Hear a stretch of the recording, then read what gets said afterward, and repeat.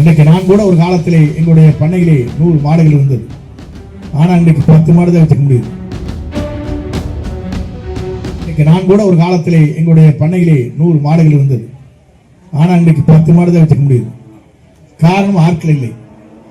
ஆகவே அந்த அளவிற்கு நாங்கள் கஷ்டப்பட வேண்டிய சூழ்நிலைகள் இருக்கிறது. ஒரு நாளைக்கு ஆள் வேலைன்னு சொன்னா இன்னொரு ஆள் ஆல்டர்னேட்டிவ் இருக்காங்கன்னு பார்க்கணும். அதுதான் 3 நாள் பண்ணையத்தில் வச்சிருக்கிறேன் வேலைக்கு செய்யறதுக்காக. நான் எதற்காக இதை சொல்கிறேன்னு சொன்னால் ஒரு ஆள் இல்லைன்னா ஒரு ஆள் இருக்கு, இல்லைன்னா மாடு காலையில் கத்த ஆரம்பிச்சிடும், பால் கறக்க முடியாது. இதனால் எவ்வளவு கஷ்டம் இருக்கிறது என்பதை நான் உணர்வேன். ஏன்னு சொன்னால் உங்களோடு வாழ்கின்றவன் நான். அதன் அடிப்படையிலே தான் கரை மாடுகள் என்றால் என்ன, கறவை எருமை மாடுகள் என்றால் என்ன, இதை எப்படி பராமரிக்க வேண்டும் என்பது எவ்வளவு கடினம் என்பதை நான் அறிவேன். இங்கே இருக்கிற மக்களுக்கு இங்கே வைத்திருக்கிற கறவை மாடுகள் அல்லாமல் இங்கே கால்நடைகளில் இருக்கின்ற எருமை மாடுகள் இருக்கிறது. இதை எப்படி இவர்கள் இங்கே அழகாக வைத்துக் கொண்டிருக்கிறார் என்பதற்கு காரணமே பல்வேறு குளங்கள், ஏரிகள் இங்கே தண்ணீர் இருக்கிறது.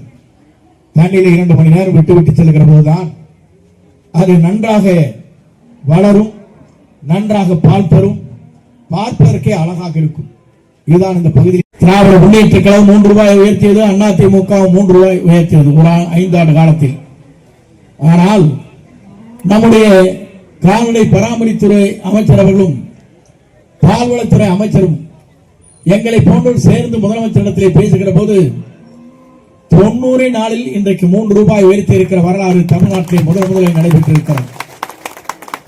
அது மட்டுமல்ல, உங்களுக்கு உயர்த்தினோம், அதை வாங்கி சாப்பிட ஏழை மக்களுக்கு உயர்த்தப்படவில்லை. இதுதான் சரித்திரம். எந்த ஆட்சியும் அங்கே உயர்த்தப்படும், இங்கே உயர்த்தப்படும் சமமாக. அந்த சமநிலை இல்லாமல் இந்த நிகழ்ச்சி இங்கே நடைபெறுகிறது என்று சொன்னால் இதை பொறுத்தவரையில் உங்களுக்கு தெரிய வேண்டும் ஒன்றுதான், உங்கள் நலன் காக்கின்ற அரசு